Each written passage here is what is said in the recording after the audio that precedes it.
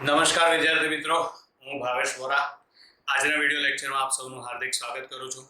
ફટાફટ જલ્દી જો તમે મારી યુટ્યુબ ચેનલ ભાવેશ વોરાને સબસ્ક્રાઇબ ના કરી હોય તો એને સબસ્ક્રાઇબ કરી દો, જેથી કરીને નવા વિડીયો માટેની નોટિફિકેશન તમને મળતી રહે. બરાબર છે. આજના વિડીયો લેક્ચરમાં આપણે યુનિટ નંબર 3 એક પરિમાણમાં ગતિ, એની અંદર આપણે જે કોઈ વસ્તુ ભણ્યા છીએ, જે કોઈ સમીકરણ ભણ્યા છીએ, બરાબર, જે કોઈ ટોપિક ભણ્યા છે એનું નાનકડું અમથું આપણે રિવિઝન કરી લઈએ અને એમસીક્યુમાં એનો કઈ રીતે આપણે ઉપયોગ કરી શકીએ એ પણ ભણી લઈએ. જો કે આના રિલેટેડ થોડા એમસીક્યુ આપણે ભણી પણ ગયા છીએ, વિડીયોમાં મેં મોકલેલા પણ છે તમને. બરાબર. એમાં પહેલા છે, શરૂઆતમાં છે સ્થાનાંતર અને પથ લંબાઈ. બરાબર છે. તો સ્થાનાંતર અને પથ લંબાઈમાં સ્થાનાંતરે સદિશ આવે, પથ લંબાઈ અદિશ આવે. સ્થાનાંતર ધન, ઋણ કે શૂન્ય ગમે તે હોઈ શકે.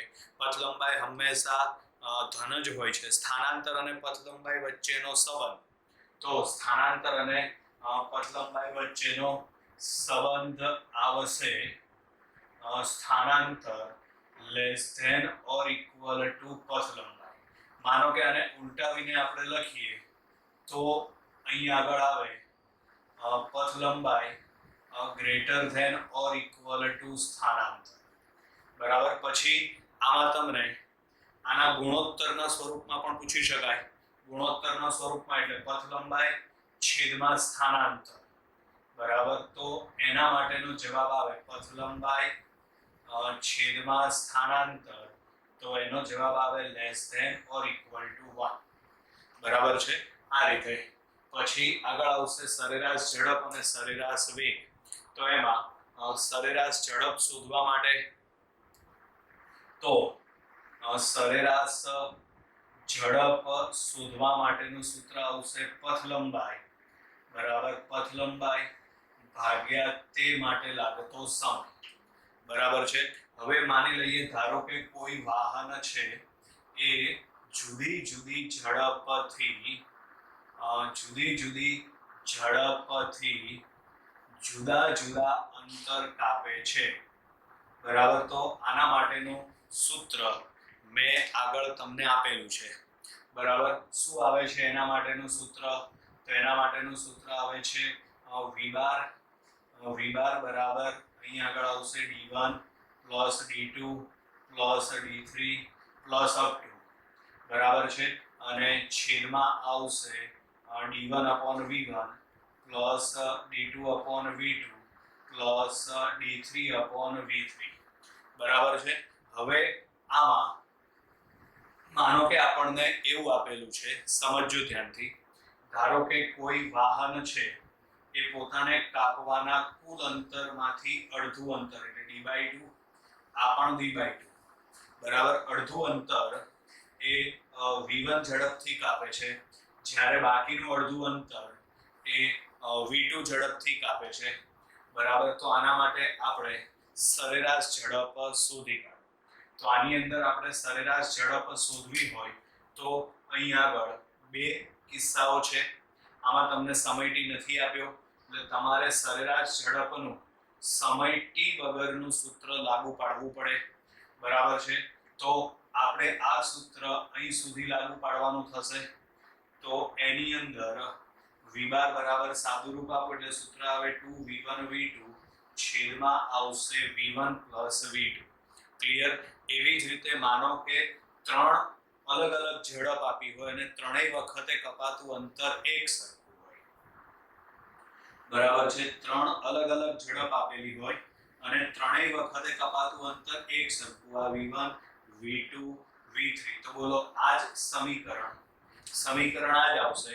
એમાં કિંમત મૂકીને સાદુરૂપ આપી દો તમે, તો આ વખતે v બાર બરાબર આવશે 3v1 v2 v3 છેદમાં આવે v1 v2 પ્લસ આવશે v2 v3 પ્લસ આવશે v3 v1. આ એની સરેરાશ ઝડપ શોધવા માટેનું સૂત્ર છે. ક્લિયર અહીં સુધી? બરાબર. ચલો હવે ત્યાર પછી આગળ ધારો કે એવું આપેલું છે કે કોઈ વાહન જુદી જુદી ઝડપથી જુદા જુદા સમય માટે ગતિ કરે છે. બરાબર. જુદી જુદી ઝડપથી જુદા જુદા સમય માટે ગતિ કરે છે.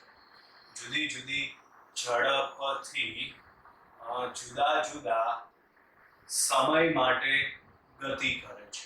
જુદી જુદી ઝડપથી જુદા જુદા સમય માટે ગતિ કરે છે. તો આ વખતે સરેરાશ ઝડપ શોધવાનું સૂત્ર, તો આ વખતે સરેરાશ ઝડપ શોધવાનું સૂત્ર v1t1 વત્તા v2t2 વત્તા v3t3 પ્લસ અપ ટુ છેદમાં આવશે t1 plus t2 plus t3 plus up to.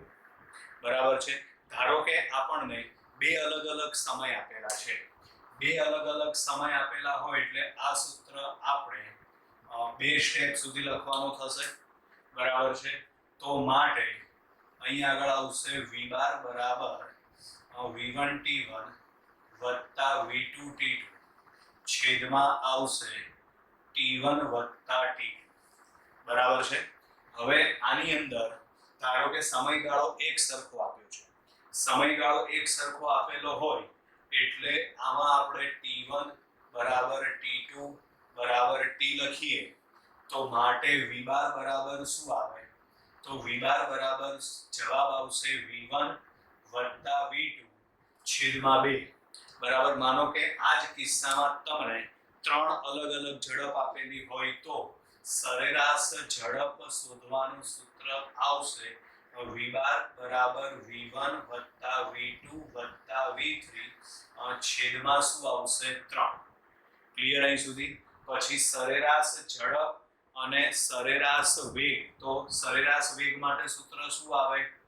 તો અહીંયા આગળ સરેરાશ વેગ માટે સૂત્ર આવશે સ્થાનાંતર ભાગ્યા સમય. સરેરાશ ઝડપ અને સરેરાશ વેગ વચ્ચેનો સંબંધ, તો સરેરાશ ઝડપ greater than or equal to સરેરાશ વેગ. બરાબર છે. આ સૂત્ર પણ એટલે આ સંબંધ પણ યાદ રાખવાનો. બરાબર. પછી સ્થાનાંતર અને પથ લંબાઈ બંને એક સરખા ક્યારે બને? તો જ્યારે આપેલો પદાર્થ સીધી રેખામાં ગતિ કરતો હોય ત્યારે, અથવા તો પદાર્થ સુરેખ પથ પર ગતિ કરે ત્યારે. પછી છે સરેરાશ ઝડપ અને સરેરાશ વેગ પણ સમાન ક્યારે બને? તો યાદ રાખવાનું જ્યારે પદાર્થ સીધી રેખામાં ગતિ કરે ત્યારે. બરાબર છે. હવે ત્યાર પછી આગળ આવશે તત્કાલીન ઝડપ અને તત્કાલીન વેગ. તો તત્કાલીન ઝડપ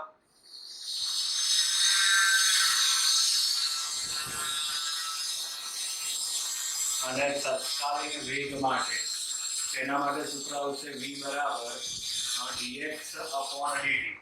dx upon dt એટલે આનો મતલબ, તો આનો મતલબ એમ થાય કે સ્થાનાંતરનું સમય t ની સાપેક્ષે વિકલન કરતા, સ્થાનાંતરનું સમય t ની સાપેક્ષે વિકલન કરતા આપણને તત્કાલીન વેગ ના લખવું હોય તો ખાલી વેગ લખો તો પણ ચાલે. તત્કાલીન વેગ મળે છે. તત્કાલીન વેગ એટલે શું થાય? તો તત્કાલીન વેગ એટલે જે તે સમયે પદાર્થનો વેગ, અથવા તો તત્કાલીન ઝડપ એટલે શું થશે? તો જે તે પર્ટિક્યુલર સમયે પદાર્થની ઝડપ, એને કહેવાય એની તત્કાલીન ઝડપ. બરાબર છે. ધારો કે આપણે કોઈ વાહન લઈને એક જગ્યાથી બીજી જગ્યાએ જઈએ, 1 કલાક સુધી આપણે ગતિ કરીએ છીએ. બરાબર છે. તો એ ગતિ દરમિયાન માનો કે 11 વાગે નીકળ્યા, 1 કલાક આપણે ગતિ કરી એટલે 12 વાગે આપણે પહોંચીશું. 11 થી 12 માં વચ્ચે જે તે પર્ટિક્યુલર સમય, જેમ કે 11 ને 10 વાગે ઝડપ કેટલી હશે? 11 ને 12 વાગે ઝડપ કેટલી હશે? બરાબર. 11:15 વાગે ઝડપ કેટલી હશે? 11:30 વાગે ઝડપ કેટલી હશે? તો એ શું થયું? તો એ થયું જે તે પર્ટિક્યુલર સમયે પદાર્થની ઝડપ, અથવા તો જે તે પર્ટિક્યુલર સમયે પદાર્થનો વેગ, એને કહેવાય એનો તત્કાલીન વેગ અથવા તો તત્કાલીન ઝડપ. આને તાત્ક્ષણિક ઝડપ પણ કહેવાય છે. ક્લિયર અહીં સુધી? બરાબર. પછી એક બીજી વસ્તુ ધ્યાનમાં રાખવાની કે તત્કાલીન ઝડપ અને સરેરાશ ઝડપ બંને સરખી ક્યારે બને? તત્કાલીન ઝડપ અને સરેરાશ ઝડપ બંને સરખી ક્યારે બને? તો યાદ રાખવાનું, જ્યારે આપેલો પદાર્થ અચળ વેગથી ગતિ કરે ત્યારે બંને સરખા બને. બરાબર. એવી જ રીતે તત્કાલીન વેગ અને સરેરાશ વેગ બંને સરખા ક્યારે બને? તો જ્યારે પદાર્થ અચળ વેગથી ગતિ કરે ત્યારે. એટલે યાદ રાખવાનું, જ્યારે પદાર્થ અચળ વેગથી ગતિ કરે ત્યારે સરેરાશ ઝડપ અને તત્કાલીન ઝડપ સરખી હોય છે. તેમજ સરેરાશ વેગ અને તત્કાલીન વેગ એક સમાન હોય છે. બરાબર. પછી આ વિકલન સ્થાનાંતરનું સમયની સાપેક્ષે વિકલન કરો તો વેગ મળે છે. બરાબર. વિકલન માટેના ઘણા બધા સમીકરણ મેં તમને આગળ ચલાવી દીધેલા છે, એટલે એ પણ તમારે યાદ રાખવાના છે. બરાબર છે. ચલો પછી આગળ આવશે હવે પ્રવેગની માહિતી. બરાબર.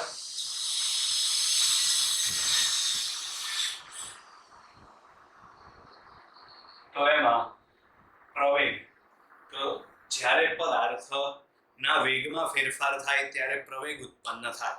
બરાબર. જો વેગમાં વધારો થતો હોય તો એમાં પ્રવેગ ધન લેવાય, વેગમાં ઘટાડો થતો હોય તો આ કિસ્સામાં પ્રવેગ ઋણ લેવામાં આવે છે, જેને પ્રતિપ્રવેગ પણ કહે છે.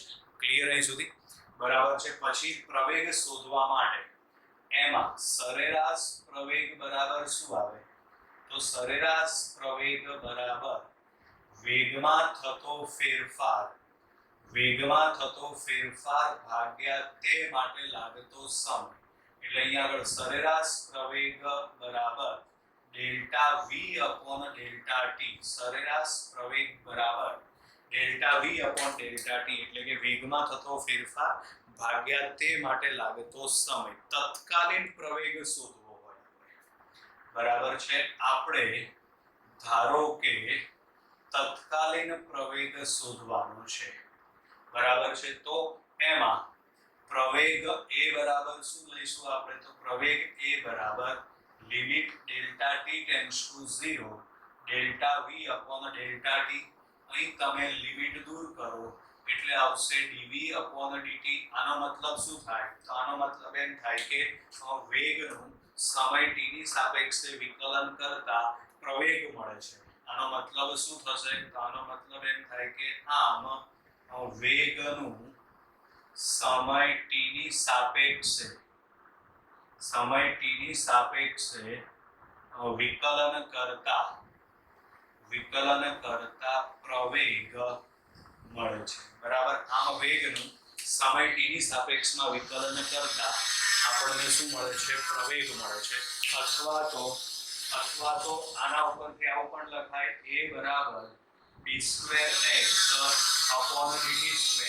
આનો મતલબ એમ થાય કે સ્થાનાંતરનું બે વખત વિકલન કરતા પ્રવેગ મળે છે. સ્થાનાંતરનું બે વખત વિકલન કરતા પ્રવેગ મળે છે. બરાબર. આના ઉપરથી એવું થશે કે આમ સ્થાનાંતરનું દ્વિતીય વિકલન કરતા પ્રવેગ મળે છે. સ્થાનાંતરનું દ્વિતીય વિકલન કરતા પ્રવેગ મળે છે. ક્લિયર અહીં સુધી? બરાબર. હવે આગળ છે અચળ પ્રવેગી રેખીય ગતિના સમીકરણો. આ ત્રણ સમીકરણ છે. બરાબર છે. એમાંનું પહેલું સમીકરણ છે v બરાબર v0 પ્લસ ad. પછી બીજું સમીકરણ છે d બરાબર v0t પ્લસ 1/2 at². અને છેલ્લું સમીકરણ છે v² માઇનસ v0² બરાબર 2ad. બરાબર. આ ત્રણ સમીકરણ છે. v બરાબર v0 પ્લસ at, બીજું છે d બરાબર v0t પ્લસ 1/2 at², ત્રીજું છે v² માઇનસ v0² બરાબર 2ad. ક્લિયર?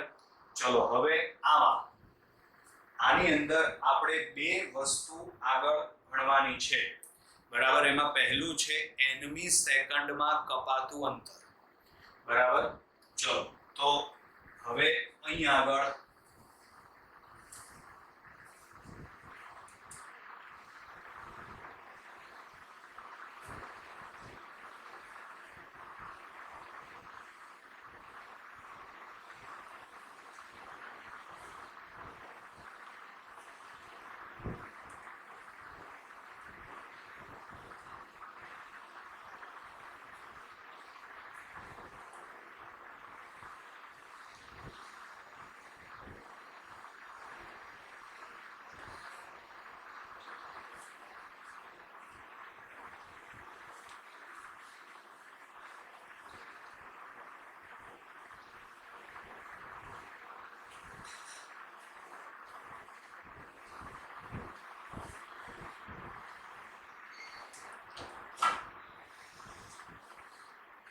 ચલો વિદ્યાર્થી મિત્રો, હવે આની અંદર આપણે છે ને બે વસ્તુ ખાસ ભણવાની છે, જેના માટે કહેવાય ને કે મેં આજે આખો વિડીયો બનાવેલો છે, બરાબર. એમાં પહેલું છે nમી સેકન્ડમાં કપાતું અંતર, જેના માટેનું સૂત્ર કઈ રીતે આવે છે એ આપણે આગળના વિડીયો લેક્ચરમાં આપણે ભણી ગયા છીએ, એટલે ડાયરેક્ટ મારે સૂત્રનો જ ઉપયોગ કરવાનો છે, બરાબર. nમી સેકન્ડમાં કપાતું અંતર તે આવશે dn બરાબર v0 પ્લસ a/2 કૌંસમાં આવશે 2n - 1 બરાબર. dn બરાબર v0 પ્લસ a/2 કૌંસમાં આવશે 2n - 1. આના અંદર આવા બધા એમસીક્યુ પૂછાય છે કે કોઈ પદાર્થ પ્રારંભમાં સ્થિર અવસ્થામાંથી ગતિની શરૂઆત કરે છે. આમાં કયા પ્રકારના એમસીક્યુ પૂછાય છે એ હું અત્યારે તમને કહું છું, બરાબર. મોટા ભાગની રકમમાં આવું આપેલું હોય છે, કોઈ પદાર્થ સ્થિર અવસ્થામાંથી ગતિની શરૂઆત કરે છે, અથવા તો એવું આપેલું હોય કોઈ પદાર્થને મુક્ત પતન કરાવવામાં આવે છે. આ બંને કિસ્સામાં પદાર્થનો પ્રારંભિક વેગ 0 થશે. આ બંને કિસ્સામાં પદાર્થનો પ્રારંભિક વેગ 0 થશે, બરાબર. એટલે અહીં આગળ dn બરાબર શું આવે a/2 કૌંસમાં આવે 2n - 1. પ્રારંભિક વેગ 0 લઈ લીધો આપણે, બરાબર. હવે તમને એવું કીધું છે કે ત્રીજી સેકન્ડમાં કપાતું અંતર, ત્રીજી સેકન્ડમાં કપાતું અંતર, બરાબર. સમજજો ધ્યાનથી. શું સમજવાનું છે આપણે? ત્રીજી સેકન્ડમાં કપાતું અંતર, બરાબર. તો ત્રીજી સેકન્ડમાં કપાતું અંતર શોધવું હોય તો n બરાબર આપણે શું લખવાનું થશે? 3. તો અહીં 3 લખો તો 3 દુ 6, 6 - 1 એટલે શું થશે? 5. તો માટે અહીં આગળ આવશે d3 બરાબર શું લખાય? અહીં આગળ 5 a/2, બરાબર. ચલો એવી જ રીતે એવું કીધું હોય કે 5મી સેકન્ડમાં કપાતું અંતર, તો 5મી સેકન્ડમાં કપાતું અંતર મેળવવા માટે સમીકરણમાં n બરાબર 5 લખો તો 5 દુ 10, 10માંથી 1 જશે એટલે 9. તો માટે અહીં આગળ આવશે d5 બરાબર 9 a/2. હવે ઘણી વખત આ રીતે ગુણોત્તર પણ પૂછેલો હોય છે કે આનો તમે ગુણોત્તર શોધો, બરાબર. તો એનો ગુણોત્તર શોધવા માટે d5/d3. ચલો એમાં d5 બરાબર 9 a/2 છેદમાં છે d3, તો d3 છેદમાં છે એટલે એને તમે વ્યસ્ત કરીને ગુણી નાખો તો અહીં આગળ આવશે 5 a/2. તો માટે જવાબ આવશે d5/d3 બરાબર 9/5. આવા પ્રકારના એમસીક્યુ આ સૂત્ર ઉપરથી પૂછાતા હોય છે. nમી સેકન્ડમાં કપાતું અંતર. ક્લિયર છે? ચલો હવે બીજી વસ્તુ છે સ્ટોપિંગ ડિસ્ટન્સ. એના માટેનું સૂત્ર આપણે બોર્ડ એટલે કે એનસીઆરટીની બુકમાં તમારે આવી ગયું છે, એટલે સ્ટોપિંગ ડિસ્ટન્સનું સૂત્ર સાબિત કરવાની જરૂરિયાત નથી, આપણે ડાયરેક્ટ લખી નાખીએ. સ્ટોપિંગ ડિસ્ટન્સનું સૂત્ર, સ્ટોપિંગ ડિસ્ટન્સ d બરાબર અહીં આગળ આવશે v02/2a, બરાબર. આ સ્ટોપિંગ ડિસ્ટન્સનું સૂત્ર છે, જેમાં v0 એટલે પદાર્થનો પ્રારંભિક વેગ અને a એટલે શું આવશે? પ્રવેગ, બરાબર. આના ઉપરથી ઘણા બધા પ્રકારના અલગ અલગ એમસીક્યુ પૂછી શકાય છે. ધ્યાન રાખજો. આપણે શરૂઆત કરીએ. એવું કહેવામાં આવે, ધારો કે પદાર્થનો પ્રારંભિક વેગ ડબલ કરવામાં આવે, પ્રારંભિક વેગ બમણો કરવામાં આવે તો નવું સ્ટોપિંગ ડિસ્ટન્સ કેટલું થાય? બરાબર છે. તો પ્રારંભિક વેગ તમે ડબલ કરો, સૂત્ર તો આનું આ જ આવશે. પ્રારંભિક વેગ તમે ડબલ કરો, બરાબર. એટલે અહીં આગળ તમારે v0 ના બદલે શું લખવાનું થશે? 2v0 વર્ગ કરો એટલે આમાં આવશે 4v02/2a, બરાબર ને. વેગ પ્રારંભિક વેગ ડબલ કરવાનો એટલે અહીં v0 ના બદલે શું લખવાનું આપણે? 2v0 એનો વર્ગ કરો એટલે શું થશે? 4v02. હવે આના બદલે શું લખાય? તો આના બદલે d લખાય, તો માટે d' બરાબર 4 ઇન્ટુ ડી, એટલે આનો મતલબ સ્ટોપિંગ ડિસ્ટન્સ કેટલા ગણું થશે? 4 ગણું. એનો વર્ગ છે ને એટલે એ પ્રમાણે ગણતરી થાય.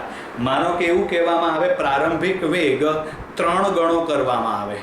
3 ગણો કરો એટલે 3નો વર્ગ કેટલો થશે? 9. તો અહીં જવાબ આવે ડી ડેશ બરાબર 9d. માનો કે એવું કહેવામાં આવે કે પ્રારંભિક વેગ છે 4 ગણો કરવામાં આવે, તો અહીં આગળ 4નો વર્ગ શું થશે? 16. તો માટે ડી ડેશ બરાબર 16d. આ રીતે એનો ક્રમ આગળ વધે. બરાબર. એનાથી ઊંધું માનો કે તમને એવું કહેવામાં આવે કે પ્રારંભિક વેગ અડધો કરવામાં આવે. બરાબર. પ્રારંભિક વેગ અડધો કરવામાં આવે. તો જો પ્રારંભિક વેગ તમે અડધો કરો તો v0 ના બદલે શું લખવું પડે? આપણે v0/2 વેગ અડધો કરવાનો, પણ એનો વર્ગ કરશો તમે એટલે v0² લખવું પડે. બરાબર. છેદમાં આ 2a તો એમના એમ જ આવશે. અહીં આગળ આવશે v0² છેદમાં શું આવશે? 4. વેગ કેટલો કર્યો આપણે? અડધો. વેગ અડધો કર્યો એટલે હવે v0 ના બદલે શું લખવું પડે? આપણે v0/2 વેગ અડધો કર્યો એટલે v0 ના બદલે શું લખવું પડે? આપણે v0/2. તો અહીં v0/2 લખો તો છેદમાં 2 છે એનો વર્ગ થશે એટલે 4 આવશે. બરાબર. તો અહીં સમજો તો આ v0²/2a એના બરાબર d લખાય. તો માટે d ડબલ ડેશ બરાબર શું આવશે? d/4. આનો મતલબ કે સ્ટોપિંગ ડિસ્ટન્સ ચોથા ભાગનું થશે. હવે એવી જ રીતે તમને એવું પૂછાય કે વેગ પ્રારંભિક વેગ કરતાં ત્રીજા ભાગનો કરવામાં આવે, તો ત્રીજા ભાગનો કરો તો એ પ્રમાણે વિચારો તો અહીં સ્ટોપિંગ ડિસ્ટન્સ કેટલા ગણું થશે? d/9. 9મા ભાગનું થઈ જાય. પછી ધારો કે એવું કહેવામાં આવે કે પ્રારંભિક વેગ ચોથા ભાગનો કરવામાં આવે, તો અહીં વર્ગ કરવાનો થાય તો માટે ડી ડબલ ડેશ બરાબર જવાબ શું આવે? d/16. એટલે આની કિંમત આ રીતે આગળ વધે. ક્લિયર? પછી આગળ ટકાવારીની અંદર તમને દાખલાઓ આવતા હોય છે. બરાબર છે. કઈ રીતે ટકાવારીની અંદર? તો ધારો કે તમને એવું પૂછાય કે પ્રારંભિક વેગમાં 10% વધારો કરવામાં આવે છે તો સ્ટોપિંગ ડિસ્ટન્સ કેટલા ગણું થાય? બરાબર છે. ધારો કે પ્રારંભિક વેગમાં 10% વધારો કરવામાં આવે છે. સૂત્ર તો આ જ લાગશે. અહીં આગળ પ્રારંભિક વેગમાં 10% વધારો કરવામાં આવે છે. બરાબર છે. તો આવો કોઈ પણ ટકાવારી વાળો દાખલો હોય, વધારા ઘટાડા વાળો, બરાબર છે, બધામાં મેથડ છે ને કોમન આવશે. આ બધી ભૌતિક રાશિઓ અંદર બદલાતી હોય, બાકી એની ગણતરી આ જ રીતે થાય. કોઈ પણ દાખલો હોય, બરાબર, તો એમાં પ્રારંભિક વેગમાં 10%નો વધારો કરવામાં આવે તો જે વેગ આપણને આપેલો હોય પ્રારંભમાં એ 100% લેવાનો. એમાં તમે 10%નો વધારો કરો છો એટલે કેટલો થશે? 110%. જે વેગ આપેલો હોય એ પ્રારંભિક વેગ આપણે લઈ લઈએ, એમાં તમે 10%નો વધારો કરો છો એટલે ટોટલ કેટલું થશે? 110%. એટલે એ નવો વેગ કેટલો થાય? તો અહીં નવો વેગ v' બરાબર 110% v થાય. ટકાવારીમાં છે એટલે 100 વડે ભાગી નાખો તો માટે 1.1 ઇન્ટુ v થશે. હવે આપણે નવું સ્ટોપિંગ ડિસ્ટન્સ શોધી કાઢીએ. તો નવું સ્ટોપિંગ ડિસ્ટન્સ d' બરાબર નવું સ્ટોપિંગ ડિસ્ટન્સ d' બરાબર આ સૂત્ર પ્રમાણે વિચારો તો અહીં નવો વેગ કેટલો છે? v'. તો અહીં તમે v' નો વર્ગ કરો અને છેદમાં શું આવશે? 2a. ચલો આ છેદમાં 2a એમના v' નો વર્ગ એટલે આનો વર્ગ કરો. બોલો 1.1 નો વર્ગ કેટલો થશે? તો 1.1 નો વર્ગ થશે 1.21 બરાબર ઇન્ટુ શું આવશે? v0². બરાબર v0²/2a. તો v0²/2a એના બરાબર d લખાશે. તો માટે ડી ડેશ બરાબર 1.21 ઇન્ટુ ડી. એટલે આનો મતલબ એમ થાય કે નવું સ્ટોપિંગ ડિસ્ટન્સ કેટલા ગણું થાય? 1.21 ગણું થાય. આનો મતલબ એમ થાય કે નવું સ્ટોપિંગ ડિસ્ટન્સ કેટલા ગણું થશે? 1.21 ગણું થશે. બરાબર. ચલો હવે આમાં માનો કે તમને ટકાવારીમાં જવાબ માંગ્યો હોય તો શું આવે? તો ટકાવારીમાં જવાબ માંગ્યો હોય તો એને સેટ કરવા માટે આગળ હંમેશા એક જ લખવાનો, એક લખી જ નાખવાનું. અહીં ભલે કોઈ પણ કિંમત હોય, એક કરતાં મોટી પણ હોય, કિંમત એક કરતાં નાની પણ હોય. બરાબર. એટલે આપણે અહીં આગળ એક લખી નાખ્યો. હવે આ પદ સેટ કરવું છે આપણે. બરાબર. તો અહીં આગળ આવશે વત્તા 0.21. આનું સાદું રૂપ આપો તો ઉપર આ જવાબ મળી જાય. ઇન્ટુ અહીં આગળ આવશે ડી. વચ્ચે અહીં આગળ પ્લસ આવ્યું. પ્લસ આવ્યું એટલે એનો મતલબ કે વધારો. માઇનસ આવે તો ઘટાડો, પ્લસ આવે તો વધારો. કેટલો વધારો? તો કે 0.21. ટકાવારીમાં ફેરવવા માટે 100 વડે ગુણો એટલે જવાબ આવે 21% વધારો. એટલે કે જો પ્રારંભિક વેગમાં 10% વધારો કરવામાં આવે તો સ્ટોપિંગ ડિસ્ટન્સમાં 21% વધારો થાય, અથવા તો સ્ટોપિંગ ડિસ્ટન્સ 1.21 ગણું થાય. હવે માનો કે આવા જ એમસીક્યુમાં અહીં વધારાના બદલે ઘટાડો આપ્યો હોય તો અહીં ઘટાડો આપ્યો તો એ ડાયરેક્ટ એમ નહીં લખી નાખવાનું કે 21% ઘટાડો થાય. ખોટું તો. બરાબર. આ ધ્યાન રાખવાનું. આ ટકાવારીના દાખલાઓ છે. બરાબર. અહીં કીધું છે ધારો કે 10%નો વધારો છે ને, એના બદલે આપણને એવું આપ્યું છે 10%નો ઘટાડો. હવે 10%નો ઘટાડો કરો. આગળ કીધું એ પ્રમાણે જે વેગ આપણને આપેલો હોય એ 100% ગણવાનો.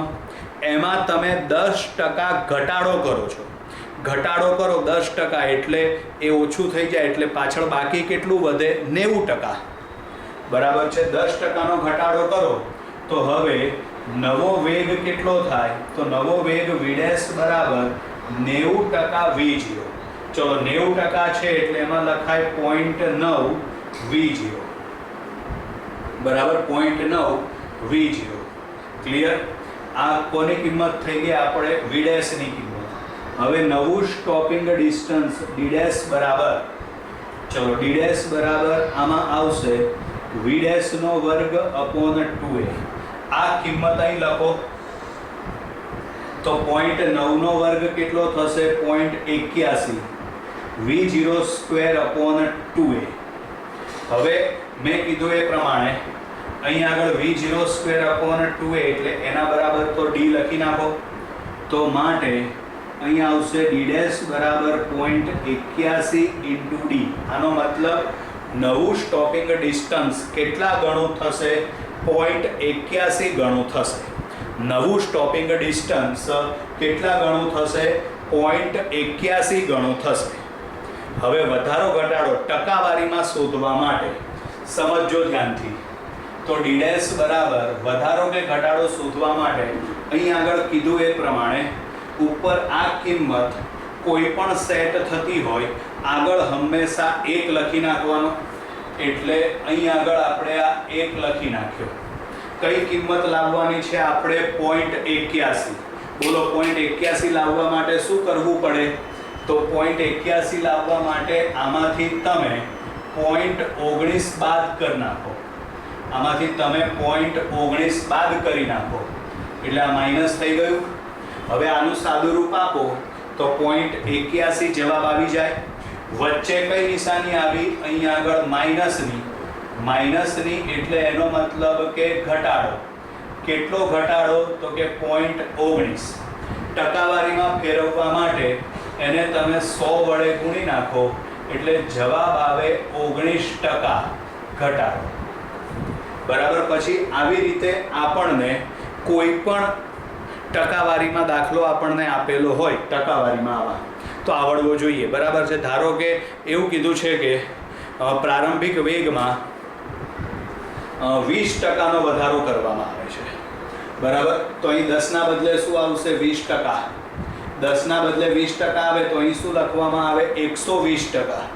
120% એટલે અહીં શું લખાય 1.2 બરાબર. તો 1.2 નો વર્ગ કરો, 1.2 નો વર્ગ કરો એટલે 1.44 થાય.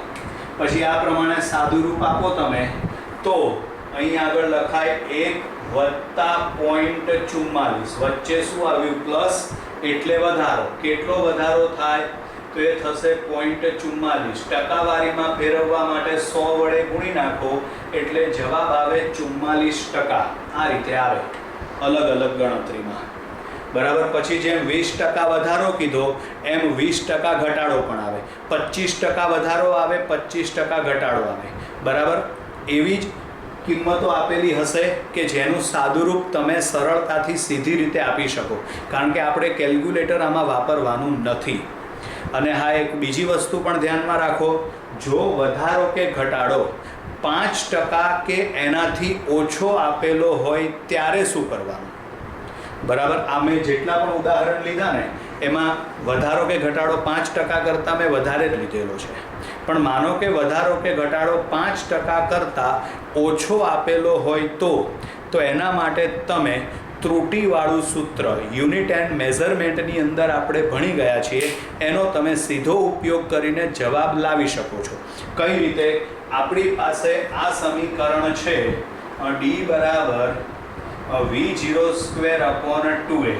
ચલો આનું ત્રુટિનું સૂત્ર આપણે લખીએ તો આમાં ડેલ્ટા d/d ગુણ્યા 100 આવું લખાય બરાબર. છેદમાં આવે છે 2a. પ્રવેગ અચળ છે, અચળ રાશિમાં ક્યારેય ત્રુટિ ઉત્પન્ન થશે નહીં, એટલે આ પદ અહીં ટકાવારીમાં એટલે કે ત્રુટિમાં આવશે નહીં. ઉપર v0 નો વર્ગ છે, ઘાત કેટલી આપી છે 2, ઘાત વડે ગુણી નાખો એટલે અહીં આગળ આવશે 2 ડેલ્ટા v0/v0 ગુણ્યા 100. આ સૂત્ર તમારે લાગુ પાડવાનું થાય. પણ ક્યારે? જ્યારે તમને પ્રારંભિક વેગમાં વધારો કે ઘટાડો 5% કે તેનાથી ઓછો આપેલ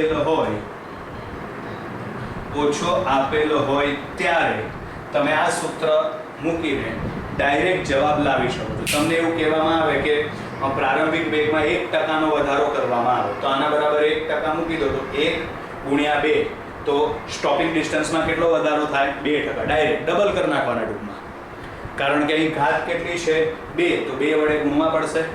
માનો કે પ્રારંભિક વેગમાં 2% નો વધારો કરવામાં આવે તો 2 વડે ગુણો તો ડાયરેક્ટ જવાબ શું આવશે? તો ડાયરેક્ટ જવાબ આવશે 4% બરાબર છે. એટલે આ રીતે આના અંદરથી આપણને MCQ પરીક્ષાની અંદર પૂછાતા હોય છે બરાબર. તો આ રીતે આપણે આ બધા MCQ સોલ્વ કરી શકીએ છીએ. બીજી એક વસ્તુ ધ્યાનમાં રાખો કે આપણે આજે અચળ પ્રવેગી રેખીય ગતિના સમીકરણ મેળવ્યા છે, એવા સમીકરણ મુક્ત પતન માટે પણ આવે. મુક્ત પતન માટે કોઈ પણ પદાર્થ મુક્ત પતન કરે, મુક્ત પતન એટલે છોડી દેવો બરાબર છે, પદાર્થને છોડી દેવો. એટલે આ પદાર્થ નીચે આવશે, કોની અસર હેઠળ આવે? તો પૃથ્વીના ગુરુત્વાકર્ષણ બળની અસર હેઠળ બરાબર છે. પરિણામે આ વખતે તેમાં ઉદ્ભવતા પ્રવેગને ગુરુત્વ પ્રવેગ કહેવાય બરાબર. કોઈ પણ પદાર્થને તમે છોડી દો એટલે આ પદાર્થ નીચે આવે. કયા બળની અસર હેઠળ આવે? ગુરુત્વાકર્ષણ બળની અસર હેઠળ બરાબર છે. પરિણામે પદાર્થમાં જે પ્રવેગ ઉદ્ભવે તેને ગુરુત્વ પ્રવેગ કહેવાય બરાબર છે. અને પૃથ્વી પર ગુરુત્વ પ્રવેગનું મૂલ્ય કેટલું લેવામાં આવે છે? તો કે પૃથ્વી પર ગુરુત્વ પ્રવેગનું મૂલ્ય 9.8 મીટર પ્રતિ સેકન્ડ સ્ક્વેર બધી જગ્યાએ એક સરખું લેવામાં આવે છે. આ ઉપરાંત